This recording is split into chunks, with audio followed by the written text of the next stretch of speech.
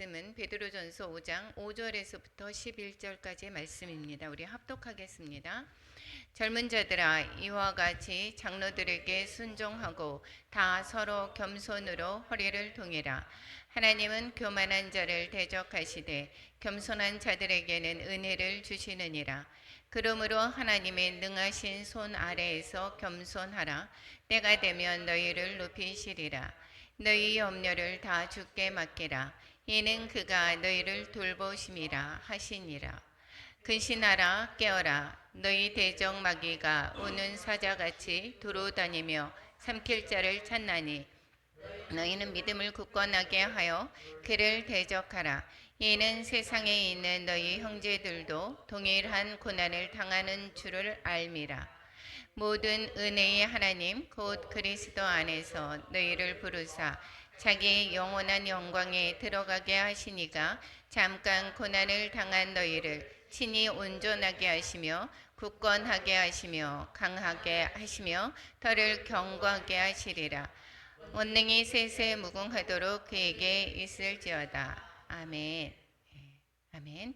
예, 오늘의 본문의 말씀 베드로전서 5장입니다.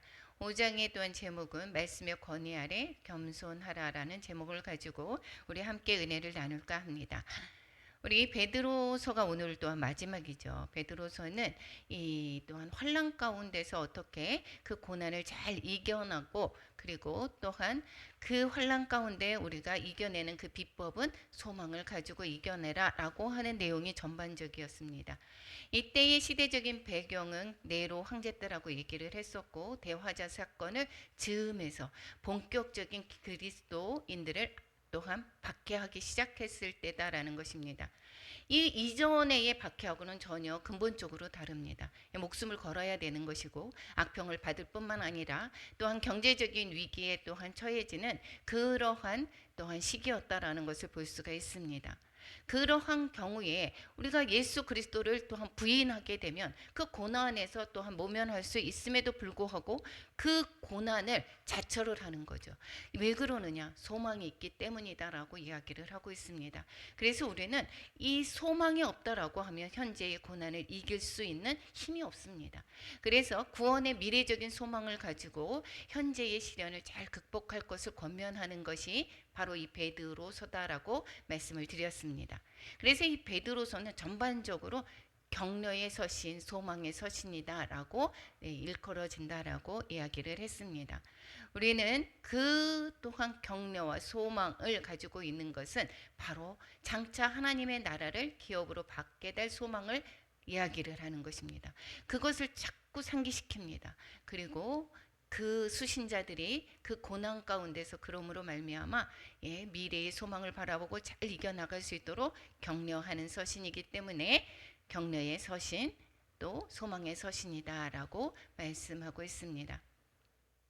뿐만 아니라 이 박해 가운데서도 우리는 세상의 삶들은 어떠죠? 눈에는 눈, 이에는 이 이러한 형태로 또 대갚아주는 그러한 세상의 원리라고 하면 기독교에 대해서 적대적인 환경인데도 불구하고 그리스도인들이 하나님을 닮아가는 그러한 거룩한 삶을 살 것을 강조하고 있습니다.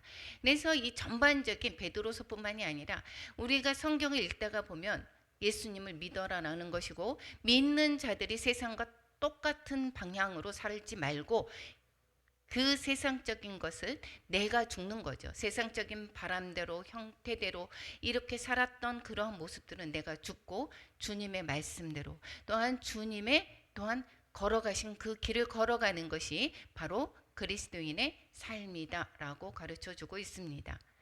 이 5장에서도 마찬가지로 복음을 위해서 수고하는 자들에게 용기와 격려를 주고 있습니다. 장로들에게 또한 젊은이들에게 이렇게 구체적으로 또한 그 격려를 주고 있습니다. 뿐만 아니라 모든 성도가 그리스도를 닮아서 겸손하게 행할 것을 가르쳐 주고 이것은 주께서 그 사명을 잘 완수하게 되면 영광의 면류관을 받을 것을 권고하고 또한 힘을 주는 것을 볼 수가 있게 되겠습니다. 5장의 구조를 한번 보게 되면 1절에서부터 4절까지는 장로에 대해서 이야기를 하고 있습니다. 목회를 어떠한 마음으로 해야 되는지를 가르쳐 주고 있습니다. 5절에서 7절까지는 젊은이에게 권고하는 것인데, 이 젊은이다라고 하는 것은 우리의 성도를 말씀하고 있습니다. 그래서 복종과 신임의 권면을 하고 있고, 8절에서부터 11절까지는 전체적으로 경고를 하고 있습니다. 그래서 신앙에 굳게 서고 사단을 막고 인내할 것을 가르쳐 주고 있습니다. 그리고 12절에서부터 14절까지는 최종의 그 인사와 축도를 하고 있습니다. 예, 구체적으로 다시 한번 살펴보겠습니다. 잠깐만요.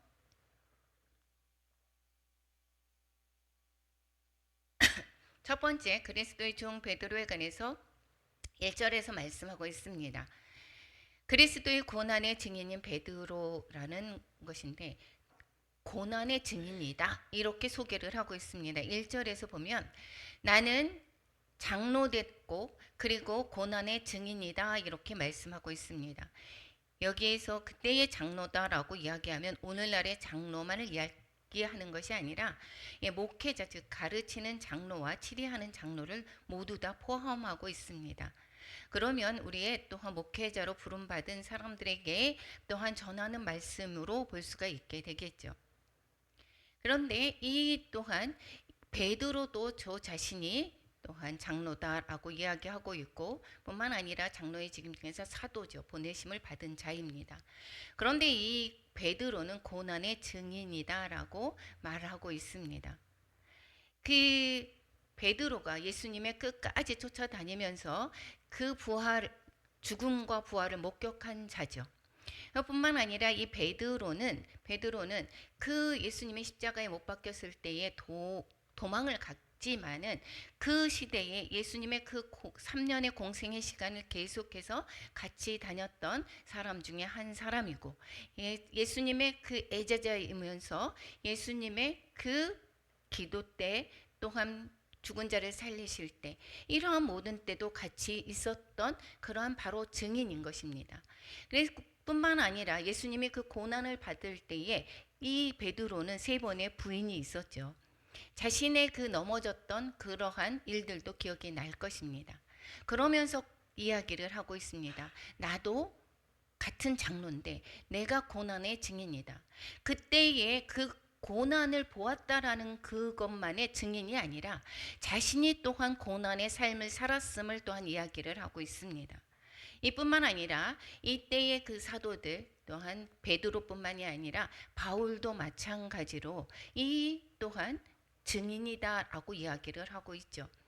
사도행전에서 보면 이 베드로의 설교가 나오고 있습니다. 베드로의 설교가 나오고 있는데 여기에서 이야기를 하고 있습니다. 생명의 주를 죽였도다. 그러나 하나님이 죽은 자 가운데서 그를 살리셨으니 우리가 이 일의 증인이다.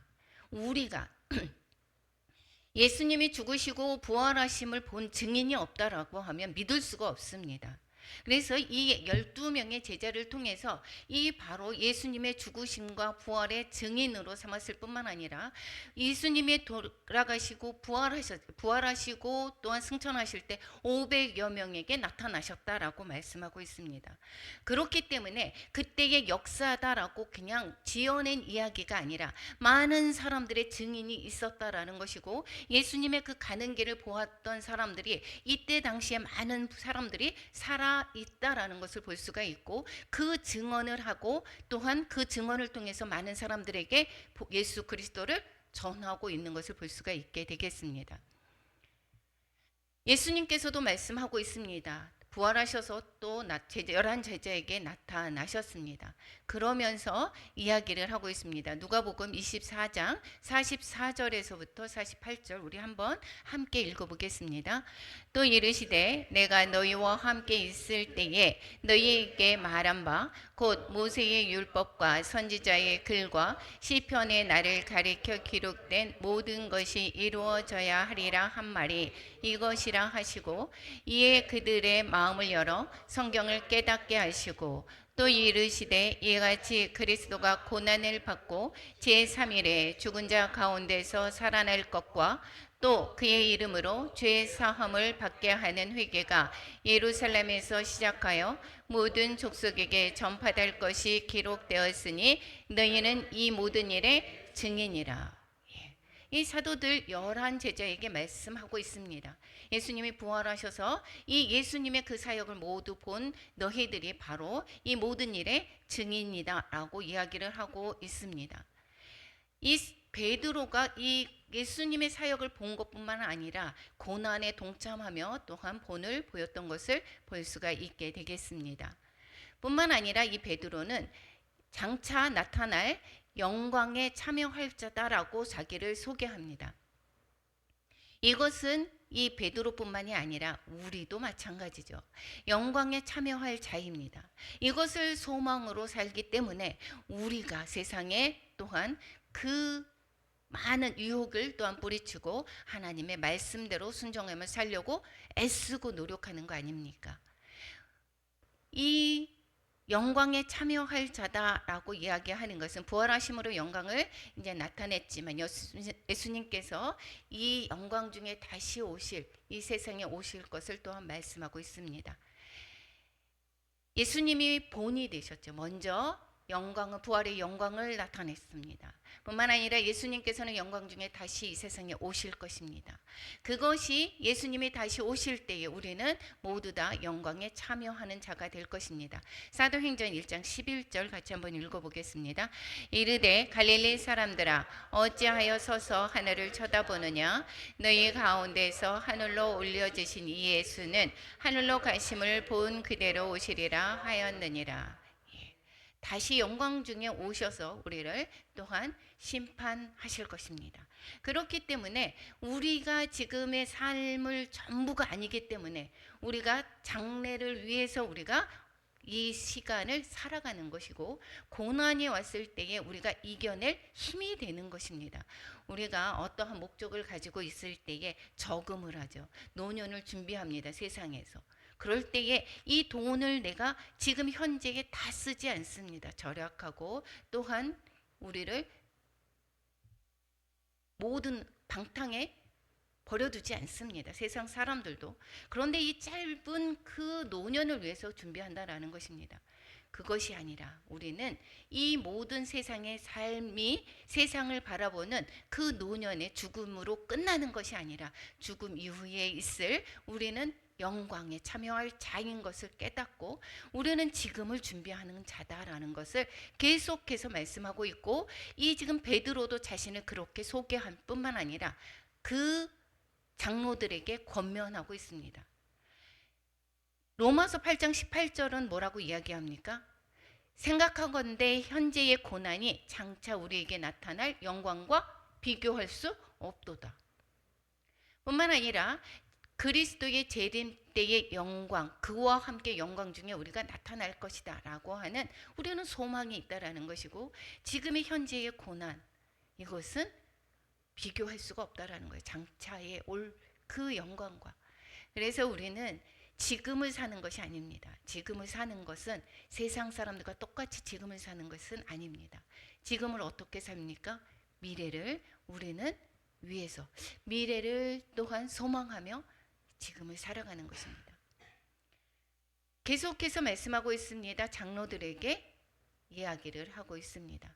맡겨온 자들에게 주장하지 말라 장로들에게 말합니다. 목회자들에게 이야기하죠. 너희 중에 있는 하나님의 양무리를 치되 이렇게 이야기합니다. 때로는 내 양떼다라고 생각하시는 분들이 정말 많습니다. 큰 교회 있을 때 내 양떼고 작은 교회 있을 때 양떼가 작고 이렇게 이야기를 하지만 그 양떼는 하나님의 양물이다라고 이야기를 하고 계십니다.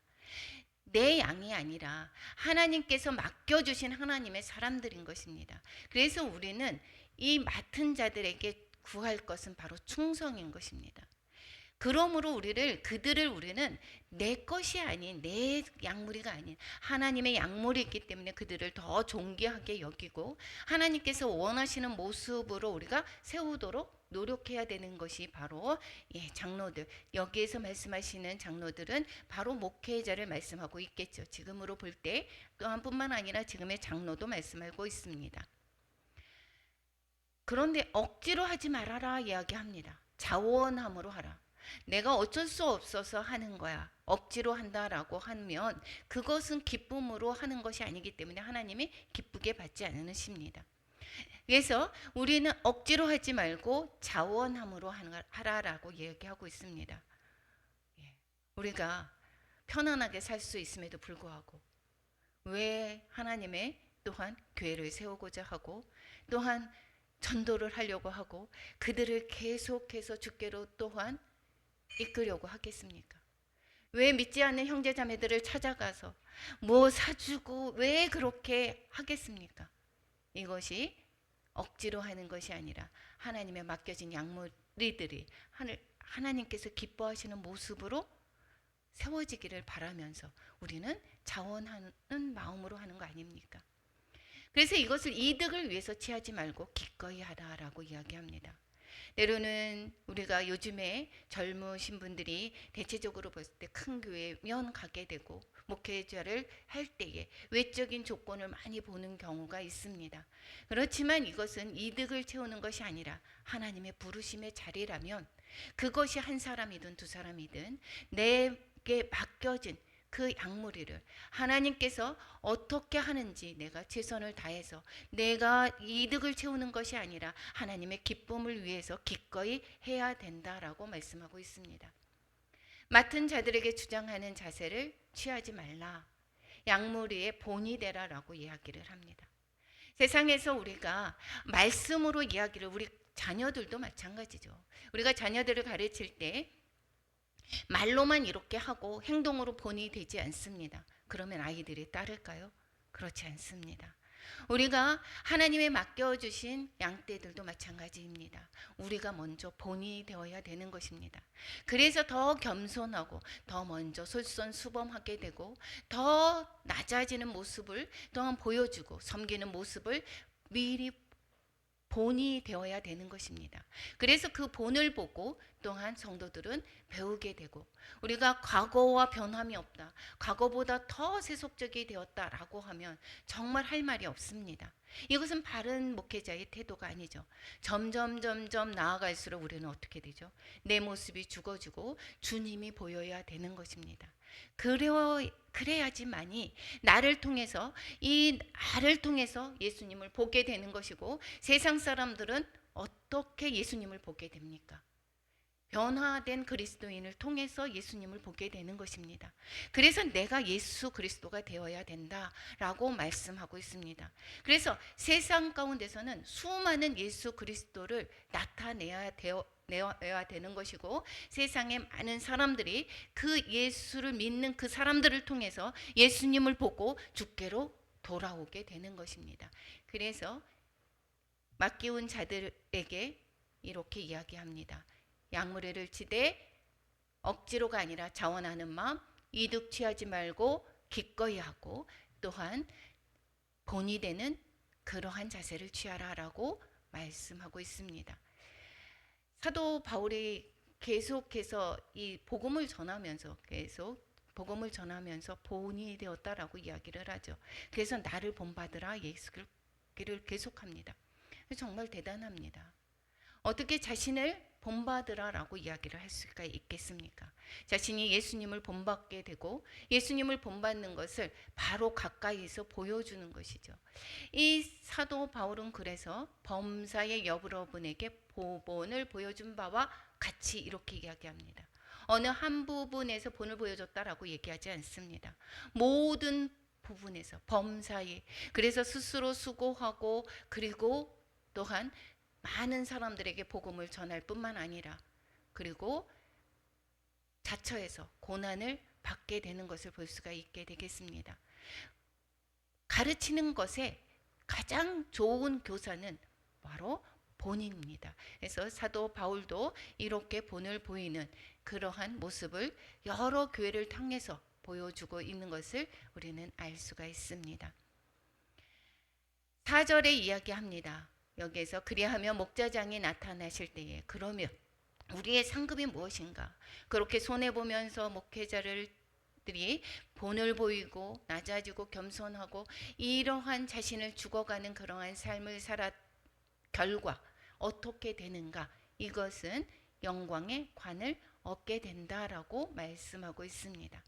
우리는 세상에 소망이 두는 것이 아니라 돈을 많이 줘서 이 일을 하는 것이 아니고 나를 높이게 해서 나를 또한 많은 사람들이 우러러 보아서 그렇게 하나님의 복음을 전하는 것이 아니고 무엇이다고 이야기합니까? 하늘의 영광을 또한 영광의 면류관을 위해서 우리는 복음을 전하는 것입니다. 그래서 담임 목사님이 그 무더운 50도의 날씨에 스스로 왜 거기를 자처하고 고난을 통해서 인도를 가는 것이며 또 더운 여름에 왜 또한 많은 사람들에게 오늘도 또한 인도의 복음을 전하냐고 신학교를 했죠. 왜 그렇게 합니까?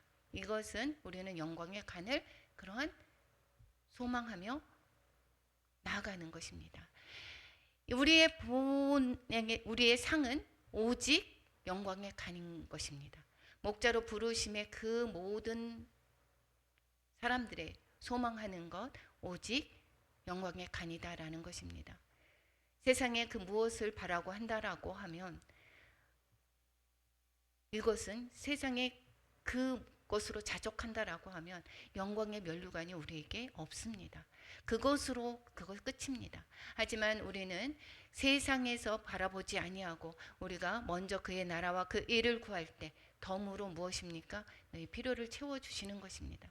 모든 필요를 채워주시는 것이 하나님이십니다. 그래서 우리는 내 것을 위해서 살아가는 것은 아니지만 하나님께서 덤으로 우리에게 또한 채워주시는 것을 우리는 삶을 통해서 알 수 있을 것입니다. 주님이 주시는 그 면류관을 대신할 수가 어떠한 것도 할 수가 없습니다. 그리고 또한 그래서도 되지 않습니다. 충성된 자가 받는 것은 바로 면류관인 것이고 생명의 관인 것입니다. 그래서 요한계시록에 계속 이야기를 합니다. 고난받는 가운데서도 내가 죽도록 충성하라라고 이야기합니다. 그러면 생명의 관을 내게 주리라 말씀하고 있습니다. 이제 성도들에게 이야기를 하고 있습니다. 5절에서 오늘 조금 전에 읽었었던 그 본문 내용입니다. 성도들에게 이야기를 하고 있습니다. 우리가 염려를 주께 맡기라라고 이야기하고 있습니다. 이거 지금 우리에게 또한 하시는 말씀이죠. 지금 시대에 우리에게 정말 위로가 되는 말씀인 것입니다. 왜 지금 너무도 세상이 어렵습니다. 세상에 너무도 지금 IMF보다도 더 어렵다라고 하는 사람들이 너무도 많이 있습니다.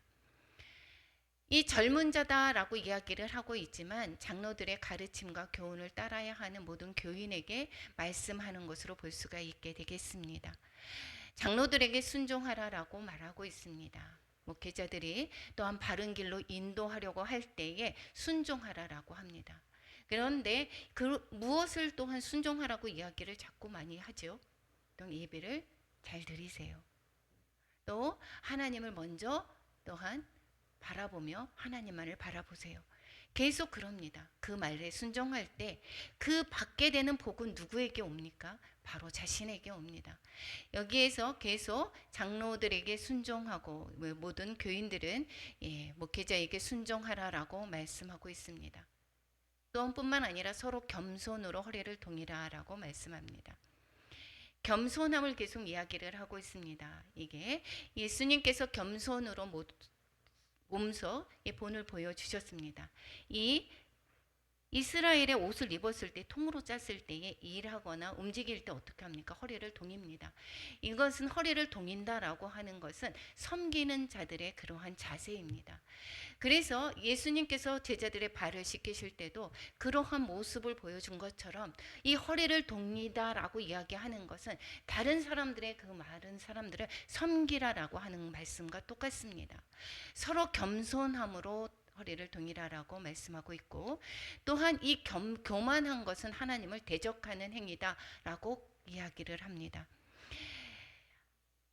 우리가 겸손한다라고 이야기하는 것은 나를 내려놓는 그러한 마음이죠.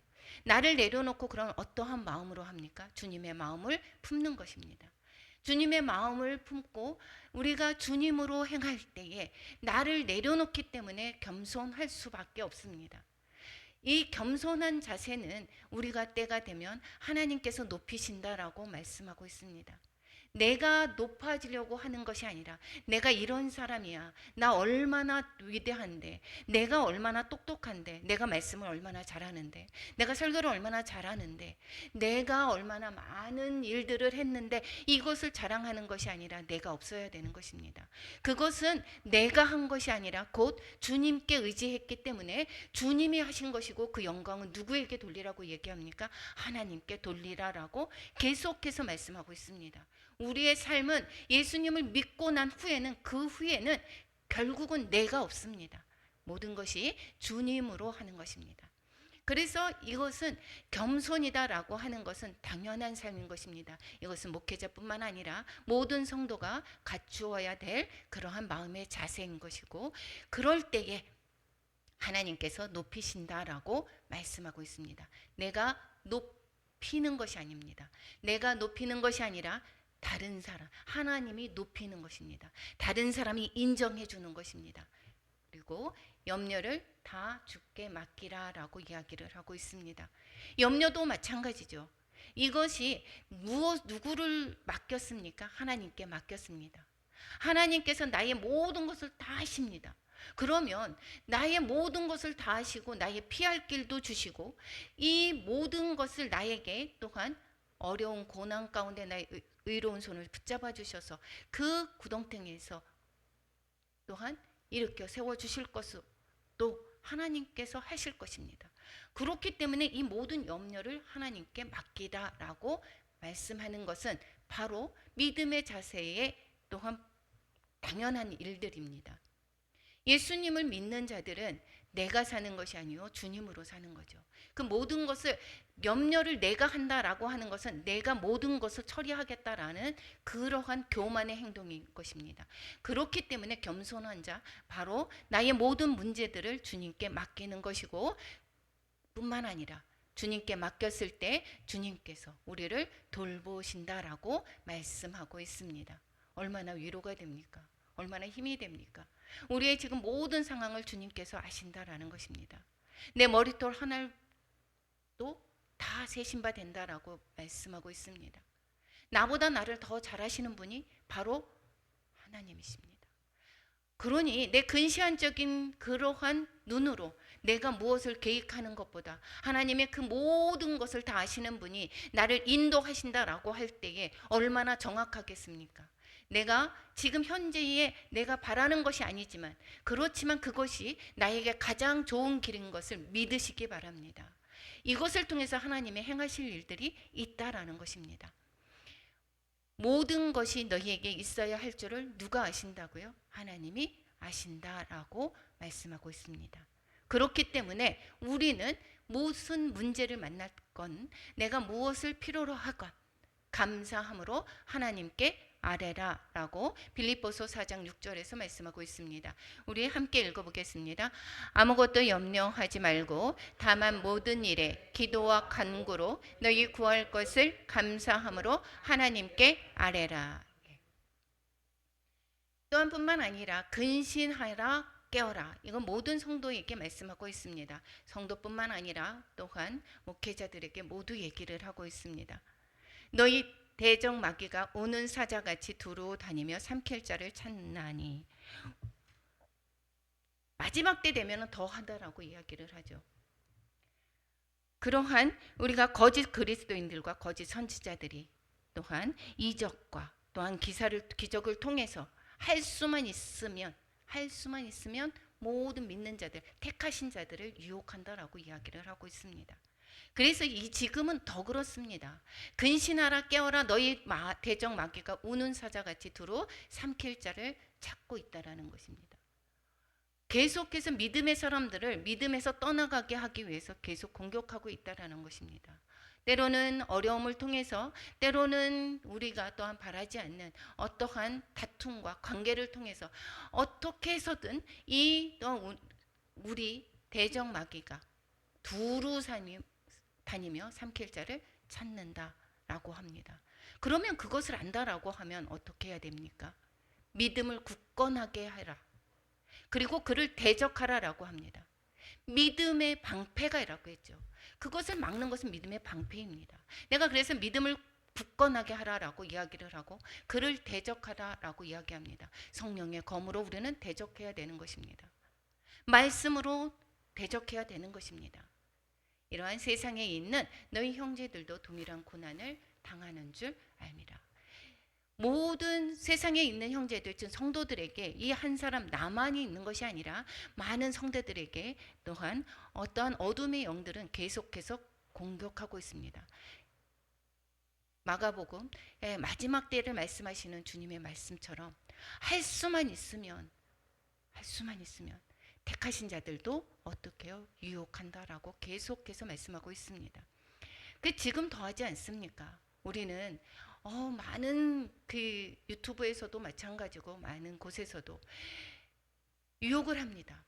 때로는 정치로, 때로는 또한 기사와 이적으로, 또한 이러한 것을 또 우리가 바란다라고 하면 그쪽으로 끌려갈다가 볼 때에 또한 잘못 가는 것을 우리 주변에서도 많이 보지 않습니까? 우리가 깨어 있으려면 어떻게 해야 될까요? 어떻게 해야 될까요? 말씀을 잘 알아야 됩니다. 뿐만 아니라 기도해야 되는 것입니다. 시험에 들지 않게 깨어 기도하라라고 이야기합니다. 우리가 이긴다라고 하는 것은 주님이 이긴 싸움인 것입니다. 우리는 이긴 싸움을 하는 것입니다. 그럼에도 불구하고 지금 현재는 계속해서 우리는 거짓에 우리는 두려워하고 있죠. 그런데 이 거짓에 대해서 두려워하고 있는 이런 모습들을 우리는 기도함으로 나의 정체성과 또한 내가 싸우는 것이 아니라 주님이 싸워주시는 것을 우리는 알 수가 있고, 그리고 또한 그 또한 주님이 이미 승리하신 싸움이기 때문에 우리는 또한 승리할 수가 있습니다.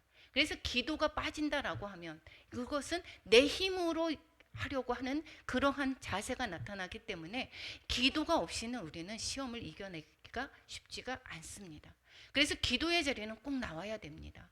내가 아침에 시작할 때도 기도로부터 시작을 해야지 그날 아침에 어떠한 일들을 만났을 때도 내가 든든하게 또한 믿음으로 잘 이겨나갈 수가 있게 됩니다.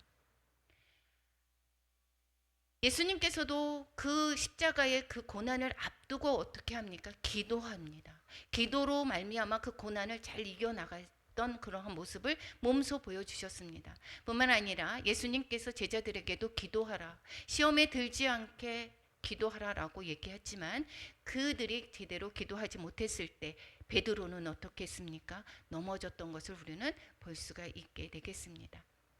뿐만 아니라 요한계시록에서 말씀하고 있습니다. 무엇으로 이겼다라고 얘기합니까? 어린 양의 피와 증언하는 말씀으로 이겼다라고 합니다. 우리가 말씀을 모른다라고, 즉 그리스도를 바로 알아야 되는 것입니다. 어린 양의 피로 이겼다. 예수 그리스도로 말미암아 우리는 승리한 싸움인 것을 기억하시기 바랍니다. 말씀으로 이깁니다. 그래서 말씀을 모른다라고 하면 우리가 잘못 가기가 쉽습니다. 예수 그리스도를 정말 잘 알아야지. 정말 이 진폐를 구분하는 것을 어떻게 구분합니까? 우리가 진폐와 가폐를 구분할 때 진폐를 먼저 잘 연구한다라고 합니다. 그랬을 때에 진폐와 조금이라도 다르면 이것은 가폐다라고 하는 것을 알 수 있다라고 하죠. 마찬가지입니다. 예수님에 관해서 말씀으로 잘 알고 있고 말씀에 관해서 우리가 자로나 우로나 치우치지 않는 그러한 때를, 그러한 모습을 우리는 보아야 되는 것이고, 조금이라도 이상하다라고 하면 그것을 대적해야 되는 것입니다. 할 수만 있으면 택하신 자들을 유혹하는 그러한 그 사자들, 그러한 모습들이 지금 어둠의 영의 공격들이 늘 있는 것을 기억하시기 바랍니다.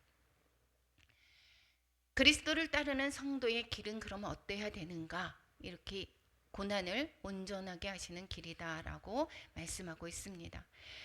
하나님께서 하나님께서 이 우리의 그 고난 가운데 우리가 기도하고 또한 말씀을 또한 읽으면서 여기면서 또한 하나님께 맡기죠. 우리가 걱정과 근심 염려하지 말고 하나님께 맡기라라고 얘기를 했습니다. 그랬을 때 은혜의 하나님께서 어떻게 한다라고 얘기했습니까? 잠깐 고난을 당한 너희를 친히 온전하게 하시며, 그 고난 가운데서 우리를 온전하게 하시는 것입니다. 다듬어 가고 계십니다. 어둠의 영들은 우리를 넘어뜨리고자 하지만 하나님이 허락하신 것은 그 고난을 통해서 우리를 정금같이 나오게 하시는 것입니다. 불순물을 제거하는 과정으로 하십니다. 그래서 친히 온전하게 하시는 것입니다. 내가 온전해지는 것이 아닙니다. 주님께서 온전하게 하신다라고 말씀하고 있고 우리를 굳건하게 하신다라고 하십니다. 뿐만하게 아니라 강하게 하시며, 우리는 누구와 함께 하기 때문에 강합니까? 내가 너와 함께 함이니라. 주님이 나와 함께 하시기 때문에 우리는 어떠한 상황 속에서도 두려워할 필요가 없습니다. 그래서 우리를 강하게 하시며 털을 견고하게 하십니다.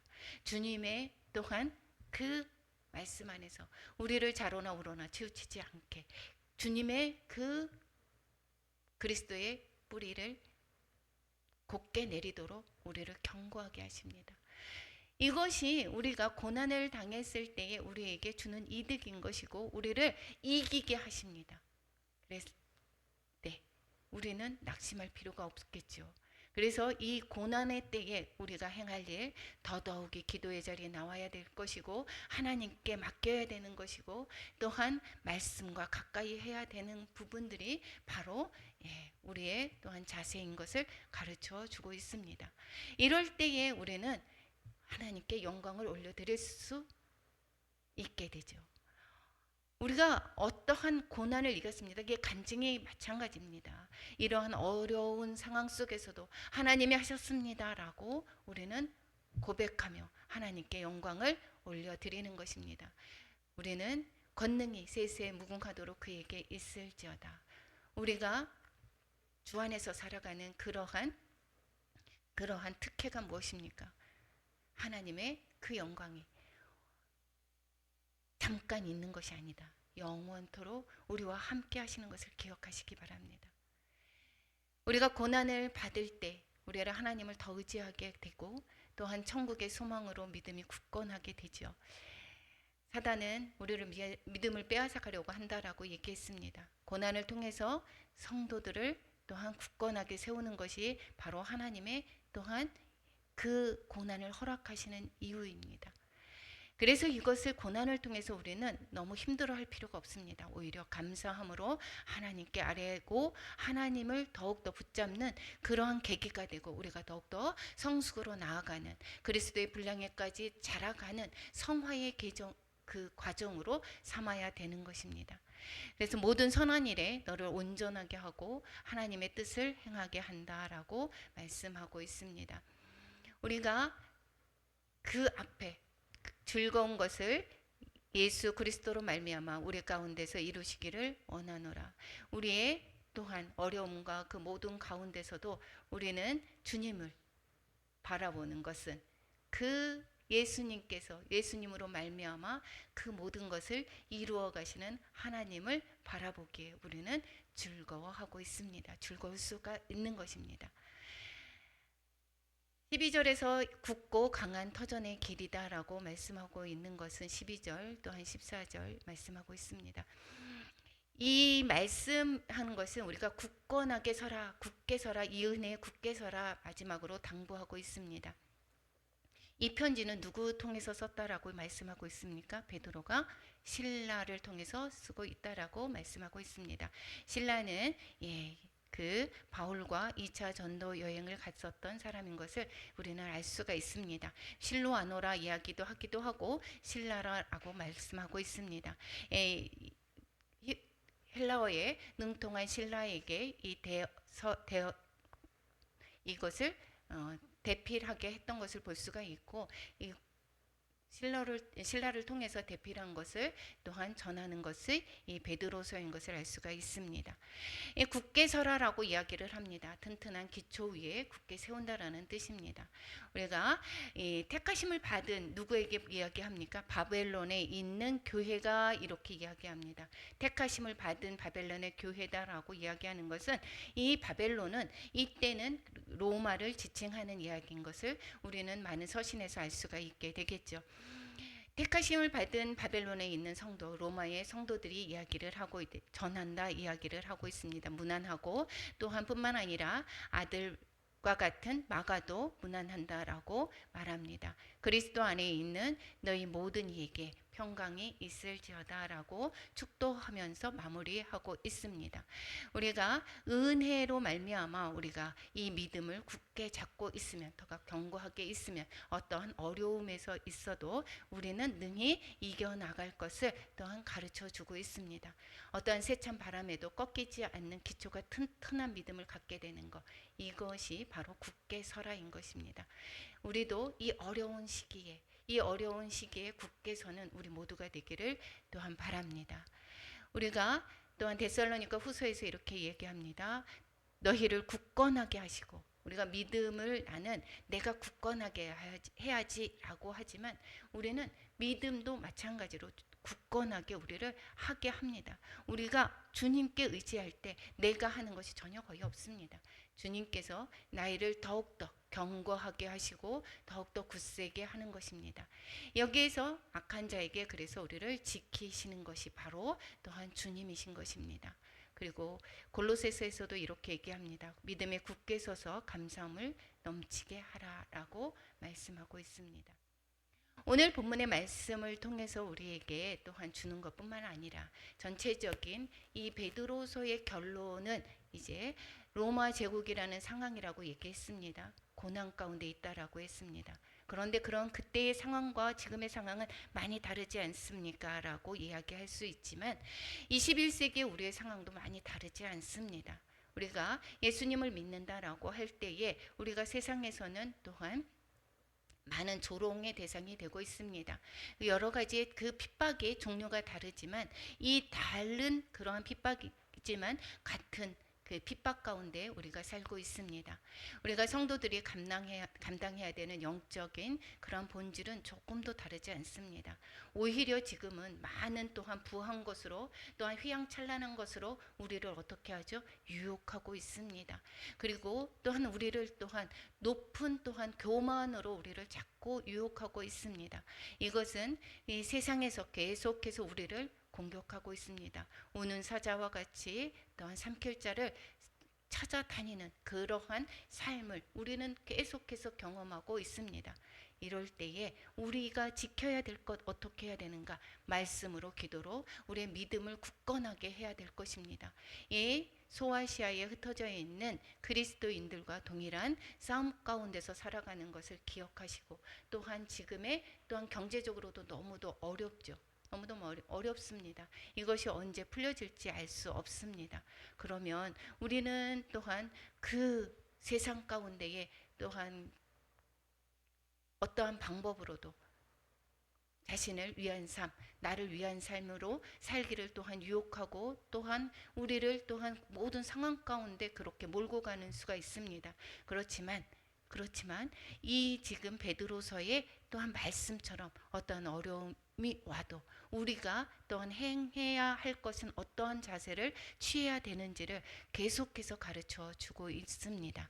이 고난 가운데 주님을 바라봄으로 말미암아 우리는 이 고난을 잘 인내해야 될 것입니다. 뿐만 아니라 이 세상의 어려운 상황 속에서도 더욱더 양심이 더욱더 메말라가고 더욱더 악해져가는 이 세상에 빛과 소금의 역할을 담당해야 될 것이고 사랑으로 선으로 악을 이겨야 될 것이 바로 우리 그리스도인의 부르심이다라고 또한 계속해서 가르쳐주고 있습니다. 우리가 어려움에 처해 있는 이런 상황 속에서 더더욱이 주님께 맡기고 또 주님께 나아가는 우리의 모든 또한 삶이 되기를 또한 축원합니다. 우리가 오늘 말씀을 통해서 또한 우리의 삶 가운데 적용해야 될 것은 겸손함으로 서로를 섬기자라는 것입니다. 겸손해야 되는 것입니다. 우리가 나보다 남을 낮게 여기기를 하고 있습니다. 내가 더 가르치는 사람인데 이렇지 않습니다. 우리는 내가 이런 어떤 부분에 우리의 은사가 종종 다 다르죠. 모두가 다 다릅니다. 어떠한 분은 섬기는 은사, 어떤 사람은 가르치는 은사, 어떠한 사람들은 또한 예언의 은사, 여러 가지 은사들이 다릅니다. 우리가 협력해서 또한 선을 이루어가는 것이고 우리는 한 몸으로 또한 부르심을 받았습니다. 서로 겸손함으로 서로를 섬겨야 될 것이고 그래서 합력해서 선을 이루어가는 우리 모두가 되어야 될 것입니다. 뿐만 아니라 우리는 영적인 싸움 가운데 있는 것을 늘 자각해야 될 것입니다. 정신을 차리고 깨어 있어야 될 것입니다. 뿐만 아니라 이 어려운 상황 속에 모든 것을 주께 맡기고 잠깐의 고통을 잘 인내해야 될 것입니다. 인내는 내가 하는 것이 아닙니다. 주님으로 말미암아 내가 인내하는 것입니다. 그렇기 때문에 우리는 이 어려운 상황 속에서 우리가 배워야 될 것은 무엇입니까? 더욱더 주님께 나아가는 것이고 더욱더 주님을 본받는 것이고 주님께 맡기는 것입니다. 그렇기 때문에 또 우리도 오늘도 또한 이 성전에 나와서 기도로 또한 함께 하는 줄 믿습니다. 이 베드로서에 또한 이 어려운 시기에 우리가 어떻게 해야 될지를 또한 잘 배웠는 줄 믿습니다. 말씀대로 우리가 잘 인내하고 하나님께 영광 올려드리는 우리 모두가 되기를 축원합니다. 우리